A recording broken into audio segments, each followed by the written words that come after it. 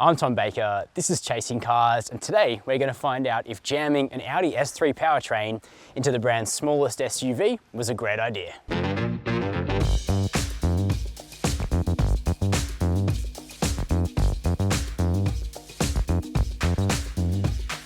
This is of course the Audi SQ2, and if you're a bit of a fast Audi fan, you'll know that this performance SUV has already been on the market in Europe for over a year. Audi Australia had a bit of a fight on their hands in order to secure this car for our market due to a variety of emissions and fuel quality concerns, but they ended up winning. It's here now, ready for winter time in 2021, which is perfect for what this car is all about. Because effectively, under the skin, this is like an S3 or a Golf R, but with a bit of extra ground clearance and actually a more powerful engine. We've got 221 kilowatts of power here from the most recent iteration of the Volkswagen Group EA888 2-litre turbo motor. Plus, we have standard all-wheel drive. Now, the car I've got with me is in the Hero spec, apple green, although it does look slightly more avocado-ish in the current lighting. And what Audi Australia have done is they've basically thrown the kitchen sink at this thing in terms of equipment levels. You get everything as standard bar one or two standalone options. That means things like matrix LED headlights, it means the largest possible 19-inch wheels, it means red brake calipers, Napa leather, the best Bang & Olufsen stereo. So if you just walk into a dealership and pick up a basic SQ2, it's a pretty well-equipped entry-level luxury performance SUV. And in today's video, we're going to be checking out all of the features and characteristics of the new SQ2. We're going to jump inside this car, check out the cabin and the practicality, have a quick chat about running costs, and then we'll take the SQ2 out onto the road to see whether this fire-breathing 221 kilowatt small SUV is great to drive. But before we get started, make sure to hit subscribe. Jumping into the SQ2, you basically find precisely what you would expect. The core interior of the Audi Q2, which is pretty good looking, and a variety of new parts to suit the sportier nature of this car. Now, that starts with the seats, which are trimmed in Napa leather. They feel very soft and high quality.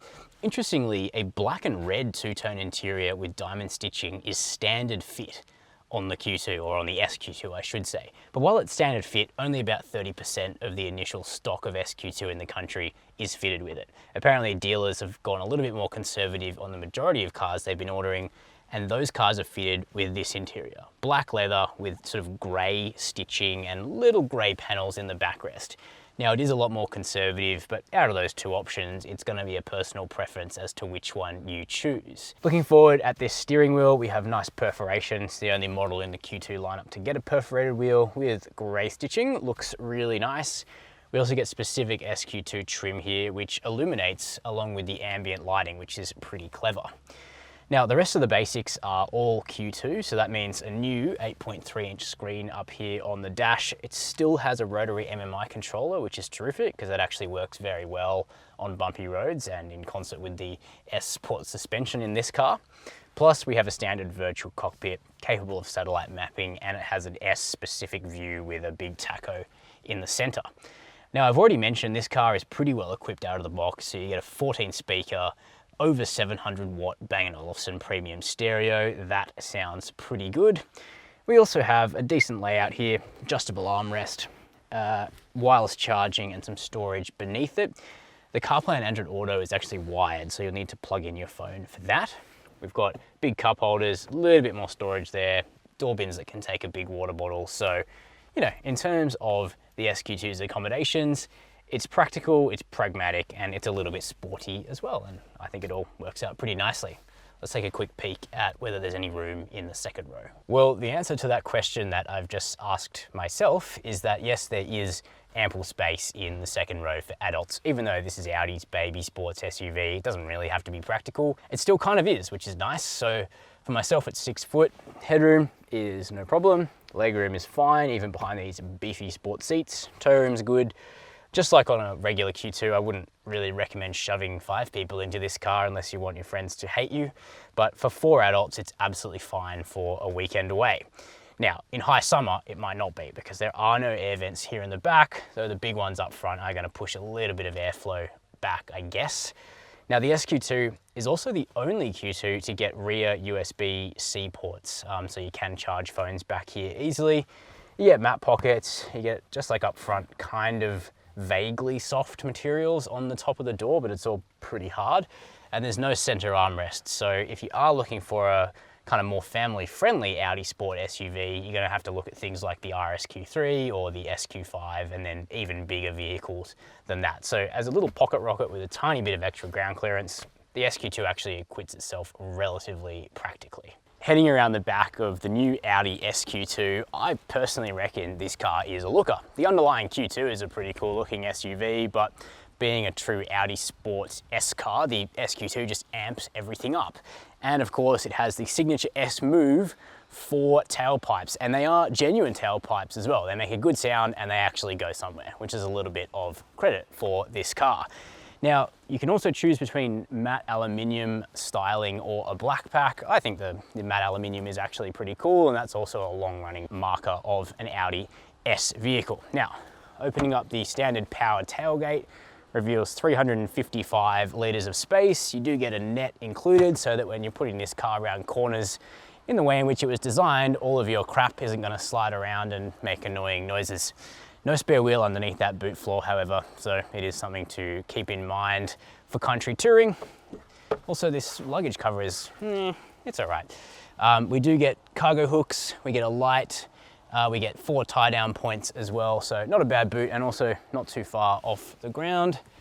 Buttons up here to close the boot or lock the car and walk away, but of course, we need to press on, chat about running costs, and then head out onto the road. Now, just before we get out onto the road in the 2021 SQ2, let's have a chat about running costs.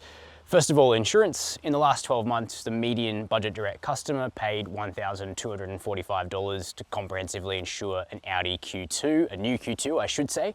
Of course, your situation can differ based on where you store the car, how you garage it, who drives it, your driving history, and other similar factors. Now, in terms of fuel consumption, Audi claim 7.7 litres per 100 Ks for the SQ2, and you won't do too much worse than that in moderate driving. Naturally, if you are tapping into the performance of this vehicle, you're going to see those figures enter the low teens without trying too hard. And an important note is actually this vehicle is fitted with a petrol particulate filter, which is quite unusual for Volkswagen Group 2-litre engines here in Australia. And that means that it is absolutely critical to fuel this vehicle with at least 95 octane premium fuel, because Australian 91 and E10 fuel will totally screw up that filter. So that of course means that your running costs are a little bit higher, but for a performance car, why would you put anything but premium in it anyway?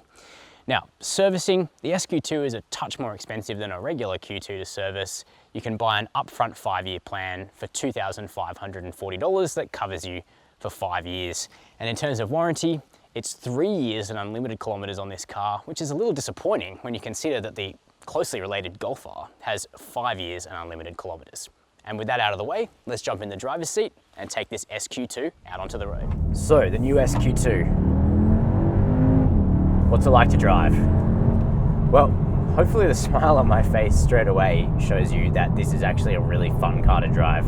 And I'm glad Audi decided to make the SQ2, and I'm glad Audi Australia fought hard to get the SQ2 for our market. Yes, it is arriving a little bit late, but whatever. Better late than never, fashionably late in fact, because really this small SUV slash hot hatch slash crossover party is only just getting started, and there's really big names coming in like the new Kona N, there's of course the GLA35, there's the BMW X2, 35i, but the SQ2 is kind of one of the more interesting offers because the infrastructure beneath this car is all really familiar, right? Because it's basically an Audi S3 or a Volkswagen Golf R under the skin. There's nothing here that we haven't seen before, and yet, get the SQ2 out onto a good technical Australian country road and you'll find that the car has a character all of its own. Yes, the E888 engine, we've seen it before, it's been a long-running motor, but it has been developed further and further over its lifespan, and in 221 kilowatt, 400 Newton meter form here in the SQ2, it's now pretty serious.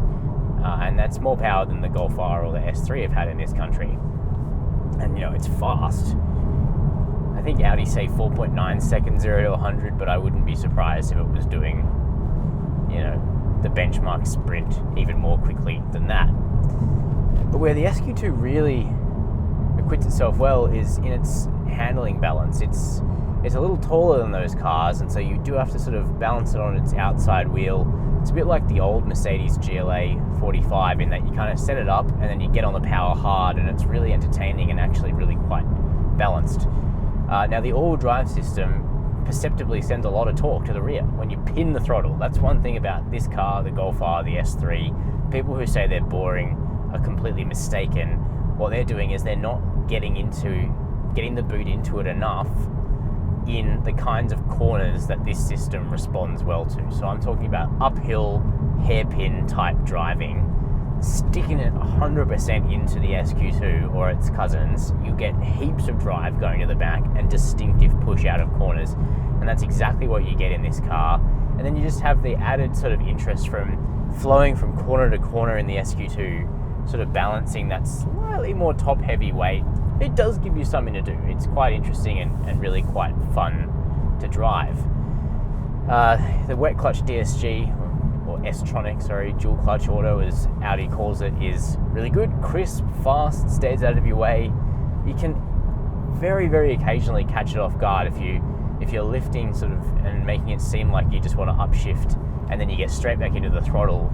The next gear that it will have prepared in the dual clutch system will be wrong and it will have to swap it back out. But most of the time it's totally intuitive and actually a really good gearbox. You know, that's just off we go. You know, it's snappy, it's responsive, it's well matched to this engine.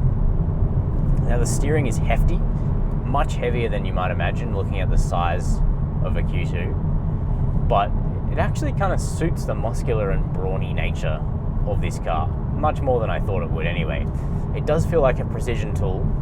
It does feel well made. It does feel made for the job, and that sort of heavier set steering, still with a quick ratio though, really lovely perforated leather steering wheel. Yeah, it comes together quite nicely. Grip on the Bridgestone's 19-inch wheels as standard is good. The ride is focused. I think that would be the polite way to put it. In town, it's a little bit wearing. And that's because adaptive dampers are not available globally for the SQ2, so we don't get them. Smaller wheels are available globally, but Audi say 70% of Q2 buyers buy the car based on design, and so they figured, all right, we'll stick the biggest and best looking alloys on this car. And the result is an excellent high-speed ride. Like right now, I'm doing 100, just over 100 on this country back road. It's a little bumpy, it's not that well surfaced, and the SQ2 totally takes it in its stride. Really, really nicely damped. It's just those like recurring potholes that you get in country towns and in Sydney suburbs and elsewhere in Australia, where it just gets thump, thump, thump, thump, and you have to sort of live up to the physics of having a very low profile tyre, no adaptive dampers, an Audi S suspension, which is 20mm lower than the standard car. There's just not a huge amount of place for these heavy 19-inch wheels to go, and so those bumps are transmitted through to the cabin. Take it for a test drive, see how you feel. I could live with it.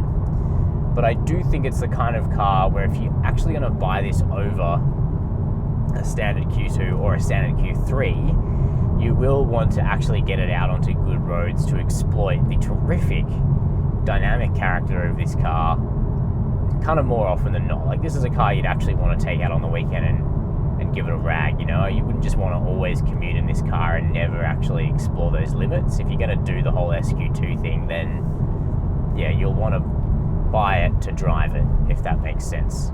Anyway, in terms of safety features, we've got high-speed AEB, adaptive cruise, lane keep assist, blind spot monitoring, reversing camera. Not the best reversing camera I've ever seen, I must say. What we don't get is rear cross traffic alert, we don't get reversing AEB, and we don't get newer Audi safety features like exit warning to prevent the door opening if there's a cyclist about to come past you. So the Q2 is dating a little bit in terms of those sorts of technologies, but we still get most of the basics thrown in. So that is the Audi SQ2. you know what, at just over 64 grand, this car actually strikes me as relatively good value for money. You get the beefed up version of the 2-litre turbo in this car, you get all-wheel drive, you get all the stuff included inside, Napa, Bang & Olufsen. It's not that much more than a Golf R, but it does feel, you know, another level more sophisticated. So I'm certainly interested. You can let me know your view down below in the comments. Is the SQ2 something you'd consider, or would you just make the big jump up to the 5-cylinder SQ3 and be done with it? While you're there, make sure to hit subscribe and the notification bell. And as always, thanks for watching Chasing Cars.